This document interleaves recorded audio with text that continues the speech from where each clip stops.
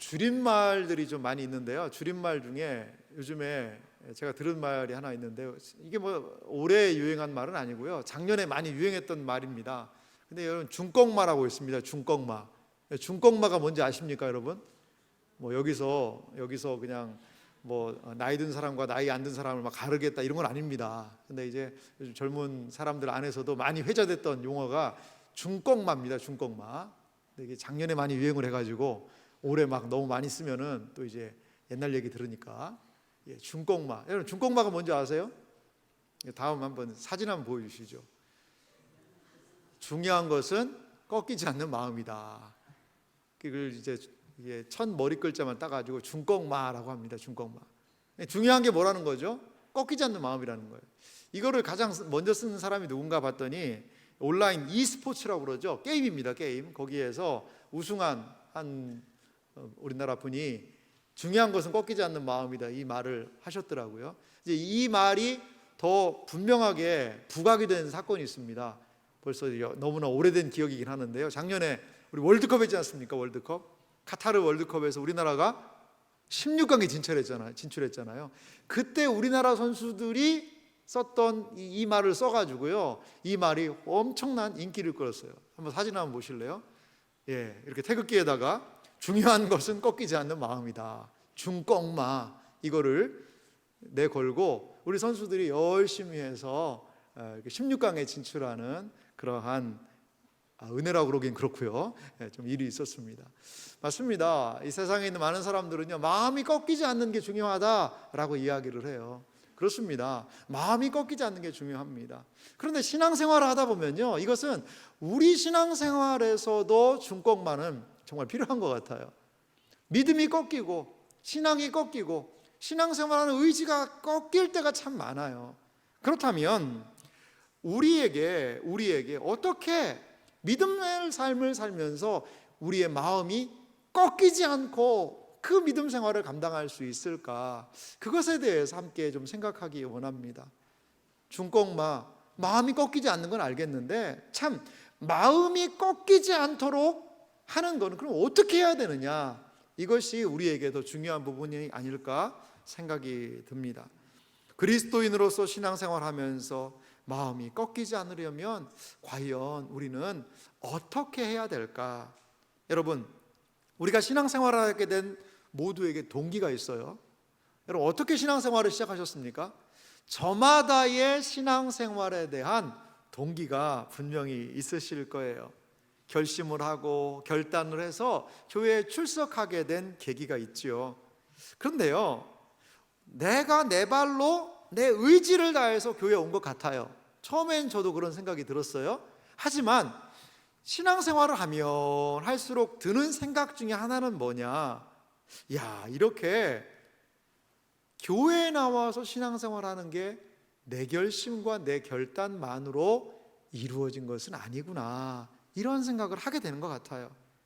곰곰이 생각해 보면 하나님의 은혜와 부르심이 우리의 결심과 의지와 결단보다 앞선다는 것을 고백하게 됩니다. 주님이 우리를 부르셨다는 사실 여러분 믿으시기 바랍니다. 주님이 우리를 부르셔서 우리가 이렇게 믿음 생활하고 있는 것입니다. 그리고 그 부르심에 우리가 반응했잖아요. 그렇다면 주님께서 우리를 부르신 이유는 뭘까? 우리가 여기에서 신앙생활하고 예배드리는 그 이유는 무엇일까요? 예수님은 기도하셨어요. 늘 기도로 삶의 본을 보여주신 게 예수님의 삶이셨죠. 오늘 우리가 읽은 성경 본문의 시작이 되는 단락은 18절 말씀입니다. 18절 말씀을 좀 살펴보면은요, 여기에 예수님의 모습이 있는데요, 함께 같이 살펴보겠습니다. 누가복음 9장 18절입니다.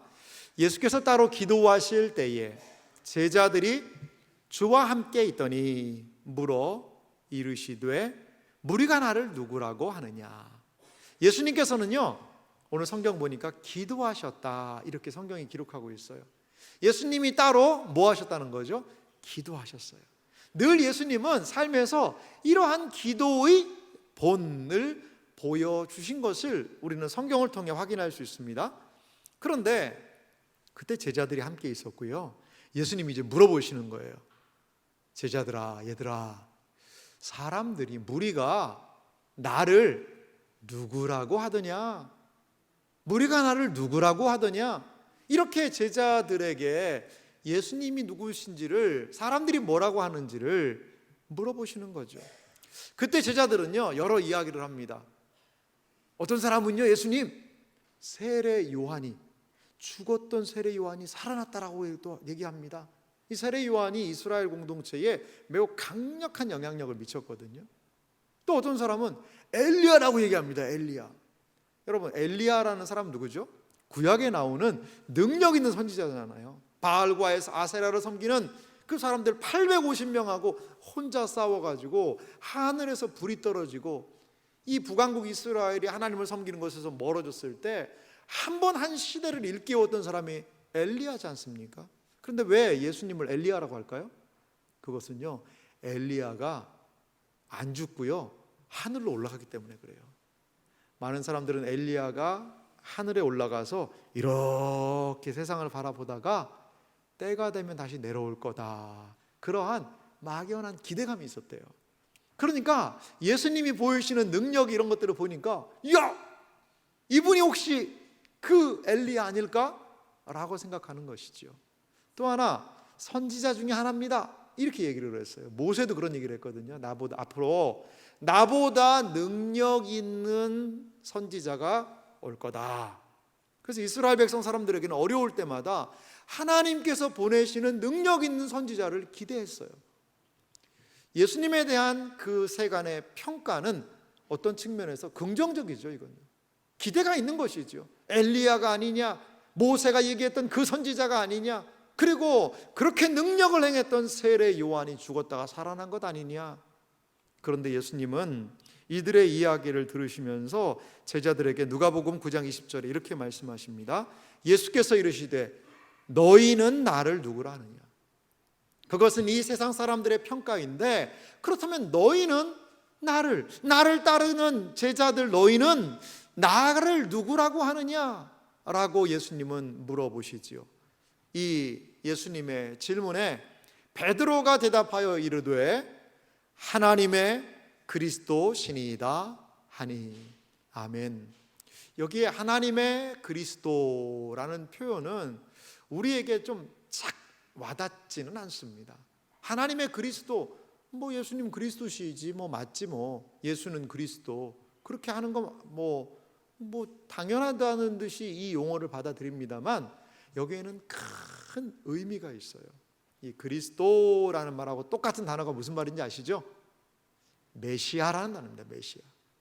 그리스도는요, 이퀄 메시아라는 뜻이에요. 메시아는 누굽니까? 지금 이스라엘 백성들이 그렇게도 고대하고 기다리는 것이 메시아였어요. 왜? 무엇 때문에? 이스라엘이라는 이 나라는 지금 로마라는 나라의 압제와 지배 안에 놓여 있는 것이죠. 우리나라가 8.15 해방, 광복을 그렇게도 많은 사람들이 원했잖아요. 광복을 해야 되는데 우리에게 힘이 없었잖아요. 그래서 독립군들이 그렇게도 노력을 하고 했지만 이 조선의 광복이 너무나도 요원한 먼 이야기처럼 느껴졌지 않습니까? 이스라엘 백성의 상태가 바로 그런 상태였어요. 그러니까 메시아, 하나님이 보내시는 구원자가 와서 우리를 좀 해방시켜줬으면 좋겠다. 우리에게 다시 한번 다윗의 왕처럼 오셔서 이 나라의 모든 것들을 회복하셨으면 좋겠다. 이것을 뭐라고 부르냐면 유대인들의 메시아 대망 사상이라고 불렀어요. 메시아가 왔으면 좋겠다는 거죠. 메시아는요, 구약 성경 히브리어고요. 그 메시아의 똑같은 말이 헬라어로는 그리스도입니다.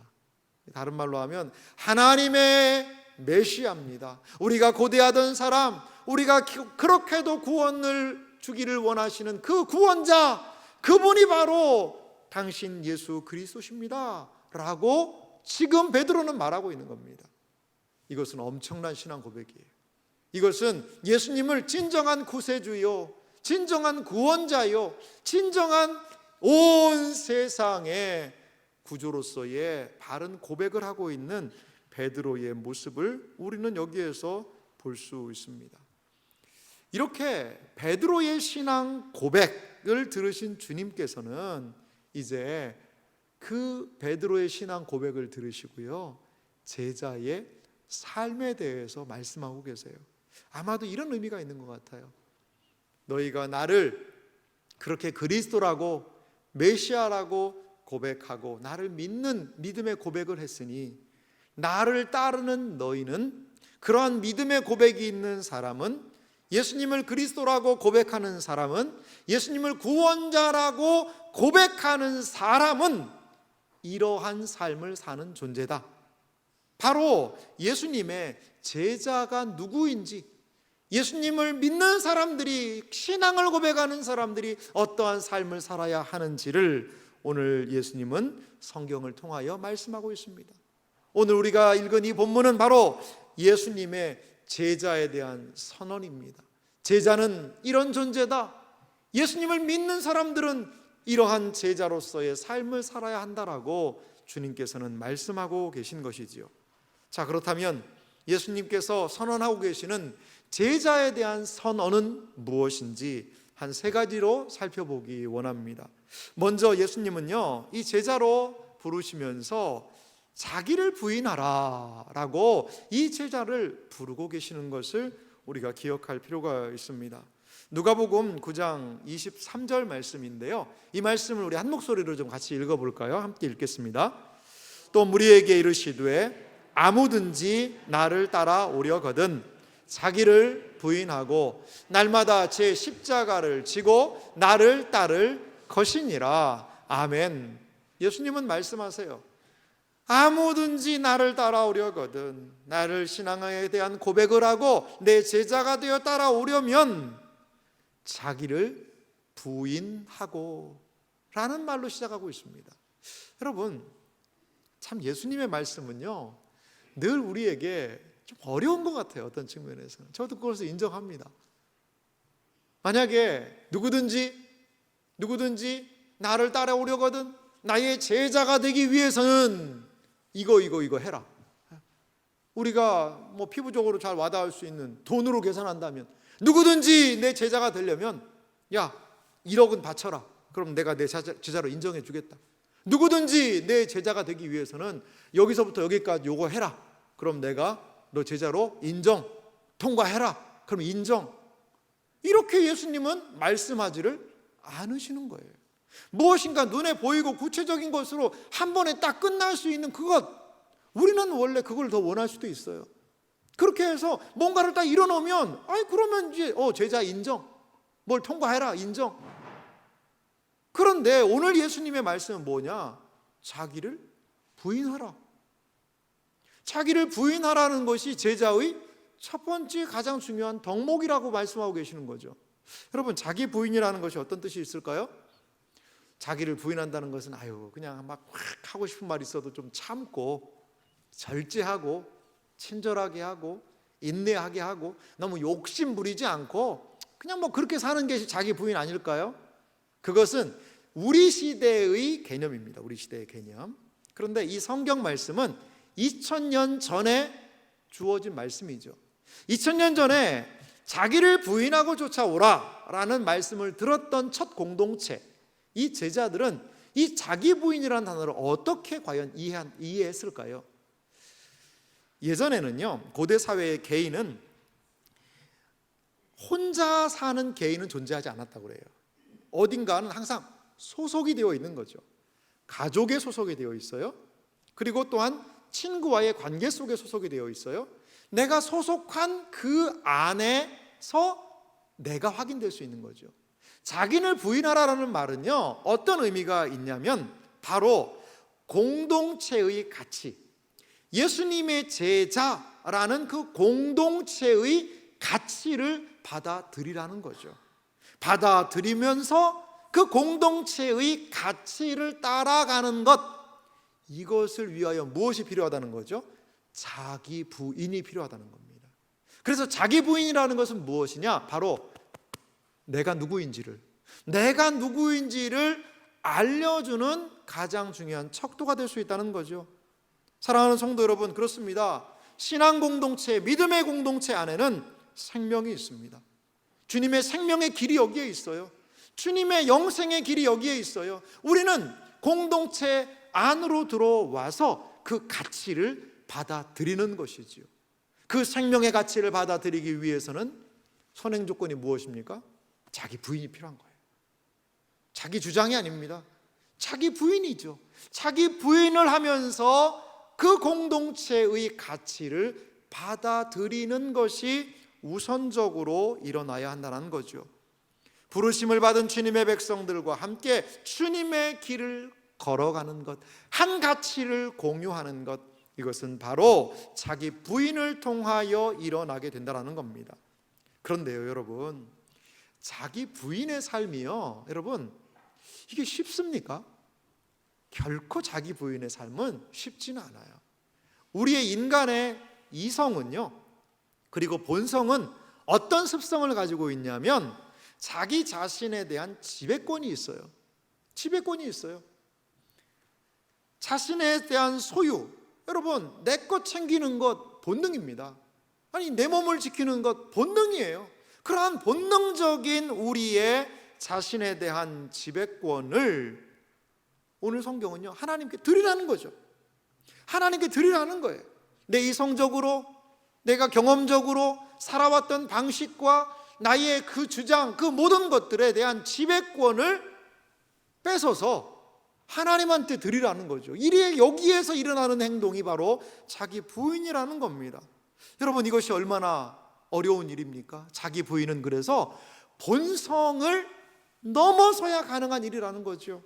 사도 바울 선생님이요, 그래서 이런 말씀을 하신 적이 있어요. 고린도전서 15장 31절인데요.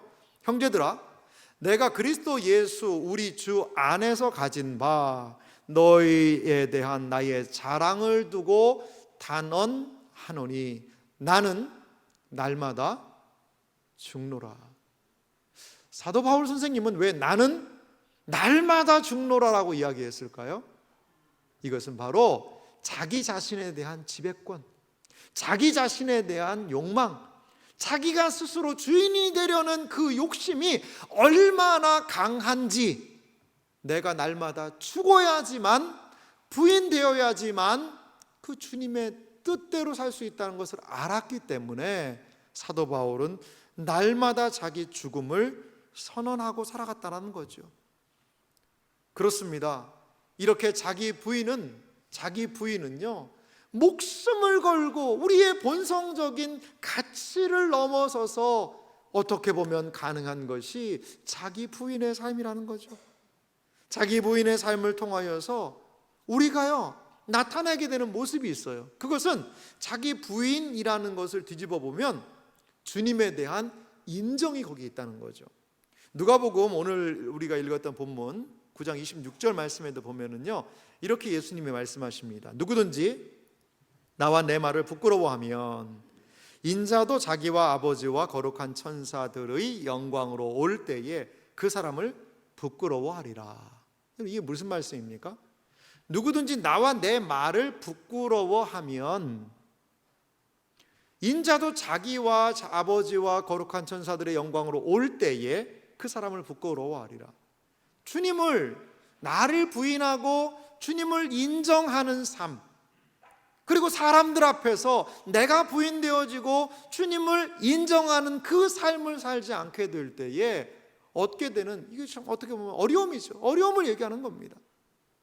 자, 나와 내 말을 부끄러워하면, 이 세상의 많은 사람들은 주님의 말을 부끄러워하고 있죠. 왜? 무엇 때문에? 내 자아가 아직까지 제대로 죽지 못했기 때문에, 아직까지도 그 신앙에 있는 복된 가치를 내가 온전하게 받아들이지 못했기 때문에 여전히 부끄러워하고 있지는 않나? 우리는 생각해 볼 수 있어요. 그런데 예수님이 무슨 말씀하시나 보십시오. 인자가, 예수님이요, 자기와, 인자 예수님이죠, 아버지와 성부 하나님, 거룩한 천사들의 영광으로 올 때에, 이거 언제 얘기하는 거죠? 예수님의 재림의 날입니다. 재림을 얘기하는 거예요. 재림의 그날에 그 사람을 부끄러워하리라.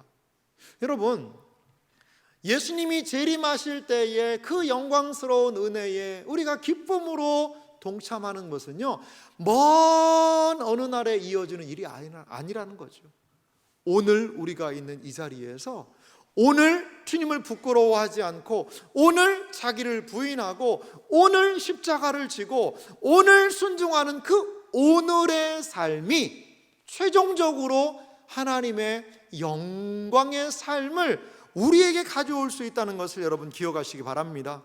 신자에게 주어지는 미래의 영광은 날마다 지금 즉시 일어날 수 있다는 것이죠. 무엇을 통하여? 우리의 자기 부인을 통하여, 우리의 그리스도에 대한 인정을 통하여 일어나게 될 수 있다는 겁니다. 사랑하는 성도 여러분, 우리에게 주어진 신앙의 가치가 있습니다. 신앙 공동체의 가치를 받아들이십시오. 무엇을 통해? 자기 부인을 통해. 그 복되신 예수 그리스도를 인정하십시오. 무엇을 통해? 자기 부인을 통해. 주님의 영광스러운 그날의 재림의 그날을 간절히 기대하며 소망하십시오. 무엇을 통해? 오늘의 자기 부인을 통해. 이렇게 자기 부인을 통하여 주님의 제자로 온전히 따라가는 은혜가 우리에게 있기를 간절히 소망합니다. 제자로 부르시고 자기를 부인하라 라고 말씀하신 주님께서 우리에게 또 제자의 삶을 말씀하시는 부분이 있는데요, 그것은 자기 십자가를 지라는 말씀입니다.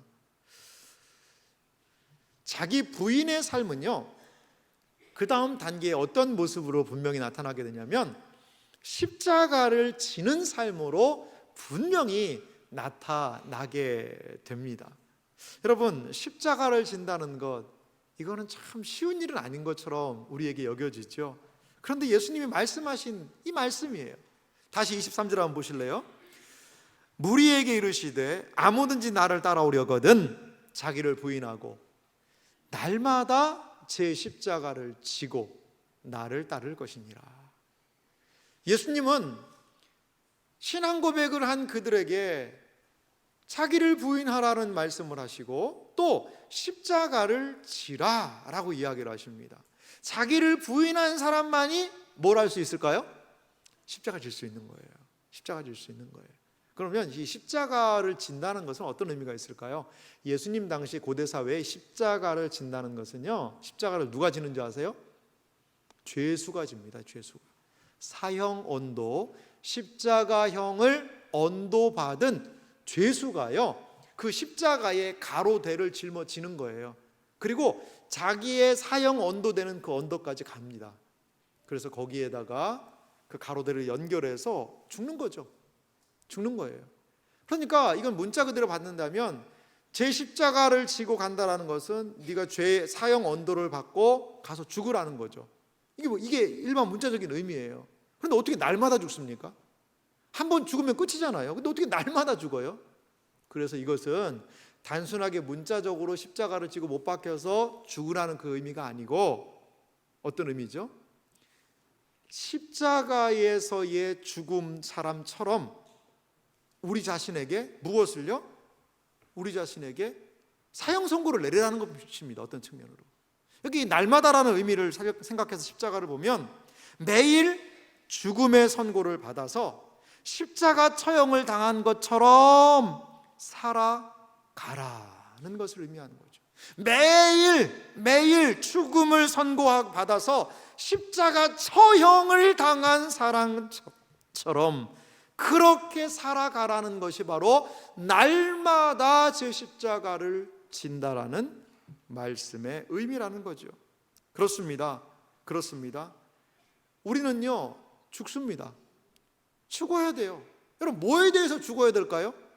바로 이 세상의 정욕, 욕심, 욕망에 대해서 우리는 십자가에 못이 박혀야 됩니다. 끔찍한 예인데요, 참 죄송한 표현이지만 여기에 시체가 하나 놓여 있다라고 생각해 보세요. 시신이 놓여 있어요. 그 시신 위에 잘못해서 뜨거운 물을 확 붓다고 생각해요. 펄펄 끓는 물입니다. 그러면 시체가 벌떡 일어나서 아이고 뜨거워 죽겠다 그러면서 일어나겠어요? 못 일어납니다. 왜요? 죽었으니까요. 죽는다는 것은 반응하지 않는다는 그런 표현이에요. 자, 날마다 죽음을 선포하라는 것은 무엇의 죽음을 선포하라는 것입니까? 우리의 세상에 대한 반응이죠. 세상의 유혹, 세상의 욕망, 세상의 평판, 세상의 욕심에 우리는 너무 살아서 반응하기를 원해요. 이 말하면 이렇게 해서 막 반응하기를 원하는 거죠. 그 세상의 장단에 같이 박자를 맞추어서 살기 원하는 그 본성이 우리 안에 끌어올라오고 있다는 것이지요. 이러한 세상적인 본성을 십자가에 못 박는 정신으로 십자가를 지고 세상에 귀 막고 눈 가리며 주님이 원하시는 길로 가는 것, 이것이 바로 날마다 제 십자가를 지고 나를 따르라는 예수님의 말씀의 의미라는 것입니다. 세상에 대하여 죽음을 선포하고 하나님을 향해 생명을 선포하는 그 삶이 바로 십자가의 삶입니다. 제가 다시 말씀드릴게요. 세상에 대하여서는 죽음을 선포하는 삶, 그리고 하나님을 향하여 생명을 선포하는 삶, 이것이 바로 십자가를 지는 삶의 의미라는 것입니다. 누가복음 9장 24절 말씀은 이렇게 말씀합니다. 같이 읽어볼까요? 함께 읽습니다. 누구든지 제 목숨을 구원하고자 하면 잃을 것이요, 누구든지 나를 위하여 제 목숨을 잃으면 구원하리라. 아멘. 어디서 많이 들어본 말이죠. 이수신 장군이 이것을 좀 갖다 쓴 것 같긴 해요. 이수신 장군이. 살려고 하는 자는 죽을 것이요, 죽고자 하는 자는 살 것이다. 여러분, 예수님은요, 근데 그거 좀 다릅니다. 제 목숨을요 구원하고자, 이 세상은 온갖 우리를 살려주겠다, 이래야 살 수 있다, 이래야 부자 된다, 이래야 네가 망하지 않고 산다, 온갖 우리를 살려주겠다라는 이야기로 가득 차 있습니다. 이렇게 하면 너 돈 빨리 번다. 여러분, 돈 조금 넣고 고소익 주고 단기간에 다 사기입니다. 여러분, 다 사기, 다 사기예요. 그거 절대 하시면 안 됩니다. 절대 하시면 안 돼요. 이렇게 세상은 수많은 유혹의 소리로 네 목숨을 네가 구원할 수 있다라고 생각을 하고 그렇게 하라고 부추겨요. 하지만 우리 주님은 무엇을 말씀하십니까? 나를 위하여 네 목숨을 잃게 되면 구원하겠다라는 겁니다. 이 역설이죠. 아니 주님을 믿는다고 목숨을 잃으면 어떻게 사실 이 생명을 찾을 수가 있습니까? 그런데 이 역설 같은 진리를 수많은 믿음의 사람들은요 따라간 게 바로 기독교 2000년 역사라는 거죠. 예수를 포기하지 않는 거예요. 예수를 포기하지 않고 예수님을 끝까지 믿고 내 목숨까지도 내놓으면서 따라갔던 그 사람들에게는 무엇이 주어졌죠? 예수님과 더불어 예수님이 허락하시는 생명의 역사를 붙잡을 수 있었어요. 이 세상에서 생명을 구하고자 예수를 포기했던 사람들은 나중에는 그들의 생명까지도 예수와 함께 상실하고 말았다는 거죠. 사랑하는 성도 여러분, 자기 부인이 쉽습니까? 십자가를 지는 일이 쉽습니까? 죽을 것 같이 어려운 겁니다. 하지만 예수님께서 허락하신 자기 부인의 삶, 예수님을 따르는 십자가의 삶으로 전적인 헌신으로 나아가다 보면 주님께서 하시는 은혜가 거기 있는 거죠. 이 놀라운 자기 부인의 삶, 십자가를 지는 삶을 먼저 보여주신 분이 계세요. 그게 예수님이에요. 그래서 이 먼저 십자가 지신 예수님에 대하여 히브리서는 이렇게 표현하고 있습니다. 히브리서 5장 8절인데요 그가 아들이시면서도 받으신 고난으로 순종함을 배워서, 아들이셨어요. 하나님의 아들이시지만 그분은요 고난을 받으셨어요. 근데 그 고난 가운데서 끝까지 뭐 하셨죠? 순종하셨어요. 고난으로 순종하셨다는 겁니다. 그래서 5장 9절은 그 순종의 결과물을 이렇게 말씀합니다. 같이 읽어볼까요? 함께 읽습니다. 온전하게 되셨은즉 자기에게 순종하는 모든 자에게 영원한 구원의 근원이 되시고. 아멘. 여기에 하나님의 아들 예수님이 받으신 고난으로 순종함을 배워 온전하게 되셨다라는 말이 있어요. 좀 교리 공부하신 분들은 마음이 좀 불편할 거예요. 아니 그럼 예수님이 그 불완전한 때도 있었는가? 아니 온전하게 됐다면 언젠가는 불완전했다는 뜻인데 이거는 성부, 성자, 성령 하나님께서 권능과 영광과 능력이 동등하고 하시다는 이 삼위일체 교리에 이건 잘못된 것이 아닌가 이렇게 생각하실 수도 있을 거예요. 근데 여기는 삼위 하나님을 빗대어서 뭐 능력이 없고 그러한 이야기가 아니에요. 여기에 온전하게 되셨다라는 이 부분은 어떤 의미가 있냐면, 예수 그리스도를 이 땅에 보내셔서 하나님의 뜻을 행하게 하시고 고난 속에서도 그 사명을 끝까지 완성하셨다라는 의미예요. 그 예수님의 무엇을요? 사명을 성취하셨다. 그것을 온전하게 되셨다라는 표현을 하고 있는 것이지요. 그렇습니다. 예수님은요, 이 세상에 계실 때 이 세상에서 하나님의 그 모든 뜻을 성취하신 분이세요. 이루신 분이에요. 그런데 무엇을 통하여서 그것이 이루어졌다고요? 고난을 통해서. 고난이 있지만 끝까지 무엇을? 순종함으로 하나님은 온전함, 그 주어진 사명을 다 이루셨다는 사실을 여러분 믿으시기 바랍니다. 이것이 바로 예수님을 따라가는 십자가를 지는 삶의 의미입니다. 사랑하는 성도 여러분, 고난 없는 영광 없습니다. 예수 잘 믿으면 이것도 잘 되고 저것도 잘 되고, 땅 사면 땅값 오르고 집 사면 집값 오르고, 애들은 대학 좋은 데 가고, 예수 믿으면 나 아프던 병도 다 낫게 되고 뭐든지 잘 되고 형통합니다. 여러분, 이렇게 이야기하는 분들도 계세요. 하지만 그것은 오늘 예수님이 제자로 부르신 삶과는 다를 수 있어요. 다를 수 있어요. 다를 수 있어요. 그렇게 듣는 이야기가 우리의 마음은 기쁘게 하지만, 성경에서 오늘 예수님이 그 주님을 믿는 자들을 제자로 부르셔서 살게 하는 삶과는 다를 수 있다는 거죠. 우리에게 고난이 있습니다. 분명히 고난이 있어요. 예수를 믿는다는 것은 모든 고난, 이 고난도 없어지고 저 고난도 없어져서 자극, 박탈, 모든 어려움은 다 사라지고 행복한 꽃길만 걷는다, 그것을 신앙생활이라고 이야기하지 않습니다. 신앙에는요, 분명히 고난이 있어요. 예수님도 고난 당하셨어요. 하나님의 아들도 말이죠. 그리고 예수님을 따르는, 예수님을 구주로 믿는 자들에게도 주님은 십자가를 지고 쫓아오라고 이야기하시잖아요. 고난이 있다라는 것이죠. 그러면 우리는 어떻게 기도해야 되겠습니까? 주여, 주님을 따르는 길에 고난이 오고 환난이 오고 핍박이 오고 어려움이 오고 질병이 오고 위협이 오고 환난이 오더라도 주님, 이 십자가를 지고 끝까지 이 믿음을 지키게 하여 주시옵소서. 주여, 나의 믿음을 지켜 주시옵소서. 감당할 힘을 허락하여 주시옵소서. 이것이 바로 주님의 제자가, 주님을 믿는 사람들이 기도하며 나아가야 되는 십자가의 정신인 줄 여러분 믿으시기 바랍니다.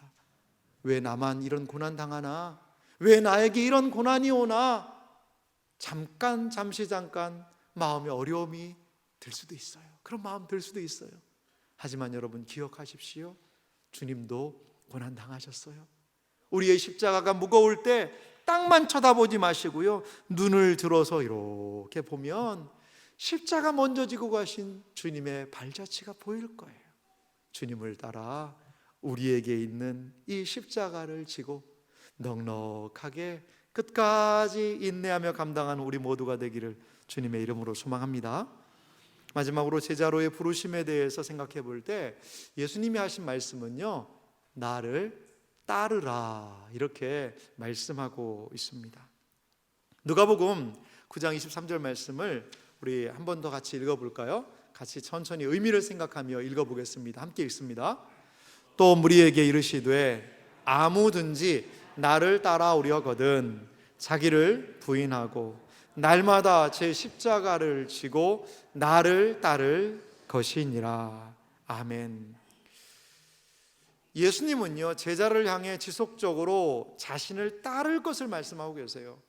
자기 부인의 삶을 통과하고 자기에게 주어진 사명의 그 십자가를, 고난의 십자가를 통과하면서 결국 주님을 따르라는 거죠. 목표는 그거예요. 자기 부인의 목표가 무엇이죠? 십자가를 지는 것의 목표가 무엇이죠? 주님을 따르기 위한 것이지요. 주님을 따르기 위한 거예요. 다른 말로 주님과 동행하기 위하여서 자기를 부인하고 주님과 동행하기 위하여서 십자가 지는 거예요. 그렇습니다. 주님을 따르는 것은, 주님을 따르는 자들에게 주님은 이 동행의 삶을 요구하고 계시다는 거죠. 자, 주님을 따른다는 것은요, 먼저 무엇이 필요했죠? 주님에 대한 신앙의 고백이 필요합니다. 주님은 나의 구원자십니다. 주님은 나의 구원자시고 내 믿음의 대상이 되십니다 라는 그 분명한 신앙의 고백, 그 신앙의 고백의 삶은 반드시 무엇을요? 제자의 삶을 요구하고 요청하고 있어요. 여러분, 내가 믿음으로 구원받으면 되는 거지, 난 믿어요, 그리고서는 행하지 않는다면요, 오늘 성경 본문을 반만 이해한 것입니다. 베드로의 신앙 고백을 들으신 다음에 주님이 하신 말씀은 뭐냐? 그 신앙 고백에 걸맞는 제자의 삶을 살으라는 거거든요. 이것이 같이 간다는 사실을 여러분 기억하시기 바랍니다. 예수 그리스도를 구주요, 예수 그리스도를 구원자요, 믿음의 대상으로 고백했다면 이제 그 고백한 것을 삶에서 드러내야 되는 것이지요.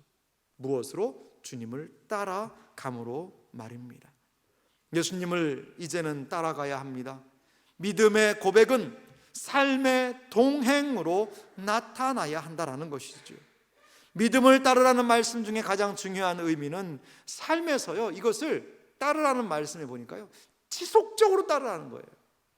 한 번만 따라라, 1년만 따라가라, 이때까지만 해라, 그게 아니라요, 지속적으로 따라오라는 말이 이 말씀 안에 포함이 되어 있습니다. 그렇습니다. 신자는 지속적으로 주님을 따라가야 합니다. 이것이 제자로 부르신 주님께서 기대하시며 요청하시는 모습이라는 거죠. 주님을 따라가야 하는 제자들이 기억할 것이 있어요. 어떻게 그러면 목사님, 어떻게 이게 가능합니까? 우리의 본성을 넘어서는 자기 부인, 그 고난을 통과해서 져야 되는 십자가의 사명, 그리고 지속적으로 주님을 따라가라고 그러는데 이것이 어떻게 가능할까요? 이렇게 마음에서 질문이 드시는 분이 계실 거예요. 그렇죠. 우리 스스로의 노력으로 이것이 가능했다면 주님이 이런 말씀을 아예 안 하셨을 거예요. 네가 알아서 해라라고 그러셨겠죠. 우리가 안 되니까 그리스도께서 오신 것이죠. 우리가 안 되니까 그리스도께서 본을 보여주셨고요, 우리가 이러한 삶이 불가능하기 때문에 주님께서는 십자가에서 죽음을 통하여 그 길을 열어주신 것이죠. 성령 하나님을 우리에게 보내셔서 우리로 하여금 함께하게 하시는 이유가 무엇입니까? 바로 이 삶이, 자기 부인의 삶, 십자가를 지는 삶, 그래서 예수 그리스도를 따르는 삶이 가능하도록 성령 하나님께서 우리를 돕고 계심을 여러분 기억하시기 바랍니다. 우리가 이 세상에서 보여야 될 가장 그래서 중요한 태도는 하나님에 대한 사랑이에요.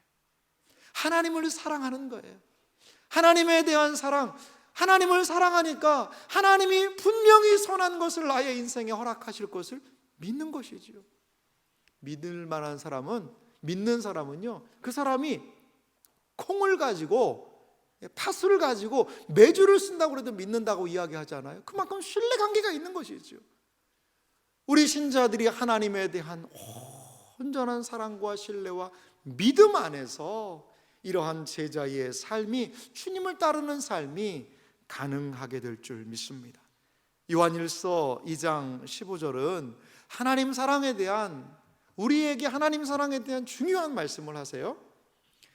이 세상이나 세상에 있는 것들을 사랑하지 말라. 누구든지 세상을 사랑하면 아버지의 사랑이 그 안에 있지 아니하니. 세상을 사랑하면은요, 아버지의 사랑을 상실해버린다는 거죠. 자, 그러면 세상의 모습은 무엇입니까? 16절은 말합니다. 이는 세상에 있는 모든 것이 육신의 정욕과 안목의 정욕과 이생의 자랑이니 다 아버지께로부터 온 것이 아니요 세상으로부터 온 것이라. 육신의 정욕이 안내하는 길, 안목의 정욕이 안내하는 길, 이생의 자랑이 안내하는 길은 세상에 대한 사랑이요 세상에 대한 욕망이요, 그 길을 따라가다 보니 하나님의 사랑을 상실하게 되더라는 것이지요. 요한일서 2장 17절은 우리에게 이렇게 도전하고 있습니다. 다 같이 한번 읽어볼까요? 이 세상도 그 정욕도 지나가되 오직 하나님의 뜻을 행하는 자는 영원히 거하느니라. 아멘. 사랑하는 성도 여러분, 그렇습니다. 이 세상도 그 정욕도요, 다 지나간다는 거죠. 다 지나갑니다. 하지만 무엇을? 오직 하나님의 뜻을 행하는 자는 영원히 거하느니라. 우리가 제자의 삶을 살기 위해서는 이 세상에 대하여서 저는 한 단어가 필요한 것 같아요. 그것은 바로 무엇이냐? 충돌입니다. 충돌. 부딪힘이죠. 분명히 신앙적인 가치와 세상적인 가치는요, 공존이 불가할 때가 많아요. 타협이 불가할 때가 많습니다. 믿음의 삶을 살려면요, 이 두 가치가요, 쾅 하고 부딪히는 충돌을 경험하게 되더라는 거죠. 싸움이 필요합니다. 하나님의 뜻은 저절로 가만히 있으면 실행되지 않습니다. 그리스도인들은 이 세상과 맞서 싸우기를 하나님이 원하고 계신다는 거죠. 진정한 제자는 세상을 두려워하지 않습니다. 목숨을 두려워하지 않습니다. 오직 하나님을 기억하고 이 세상과 충돌할지언정 이 믿음의 가치를 지키며 따라온 것이 우리 신앙의 선배들의 모습이었다라는 것입니다. 사랑하는 성도 여러분, 그리스도를 온전히 따라갈 수 있는 우리가 되기를 간절히 소망합니다. 때로 세상과 충돌해야 되고 이 믿음을 지키기 위하여서 십자가를 져야 하고 자기가 부인되어야 합니다. 하지만 자기 부인의 그 길에 주님에 대한 인정이 있고 주님에 대한 믿음이 있고 주님을 따르는 그 십자가의 그 길에 주님의 영광이 또한 있다는 것을 여러분 기억하시기 바랍니다. 사랑하는 성도 여러분, 아무든지 나를 따라오려거든 이라고 주님은 이야기를 하세요. 이 제자의 삶이라는 것은 제자 훈련 받은 몇몇 사람들만 살아가는 삶이 아닙니다. 몇몇 중직자들만 이 제자의 삶을 살아간다라고 주님 말씀하고 있지 않습니다. 특정 부류의 사람만이 이 삶을 사는 것 결코 아닙니다. 누구든지 아무든지 나를 따라오려거든이라고 우리 모두에게 주님께서는 모든 신자에게 도전하고 계십니다. 사랑하는 성도 여러분, 우리가 꺾이지 않는 마음을 가질 수 있는 것은 무엇 때문일까요? 우리는 어떻게 신자로서 꺾이지 않는 마음을 가질 수 있을까요? 그것은 주님께서 우리를 부르셨기 때문입니다. 부르신 그분에 순종하며 나아갈 때 우리는 우리의 마음이 꺾이지 않도록 주님께서 허락하시는 새 힘이 거기에서 공급될 줄 믿으시기 바랍니다. 주님이 부르신 그 길에는 그 부르신 길을 감당할 힘까지 주님께서 허락하신다는 것을 여러분 기억하시기 바랍니다. 우리 모두가 우리를 부르신 그 주님의 높으신 부르심을 기억하며 끝까지 인내하고 주님을 뒤따름으로 열매 맺고 우리의 사명을 완수하여 그리스도께서도 고난을 통하여 온전하게 되셨다라는 이 말씀처럼 우리에게 주어진 이 모든 삶, 주님을 따라가며 사명을 완수하는 주님 앞에 온전히 설 수 있는 그러한 삶이 우리에게 이루어지기를 간절히 소망합니다. 주님 앞에 서는 그날까지 우리를 부르신 그 제자로의 부르심, 그 높은 부르심을 기억하며 믿음의 삶을 넉넉히 감당하는 복된 은혜가 우리 모두에게 있으시기를 주님의 이름으로 축원합니다.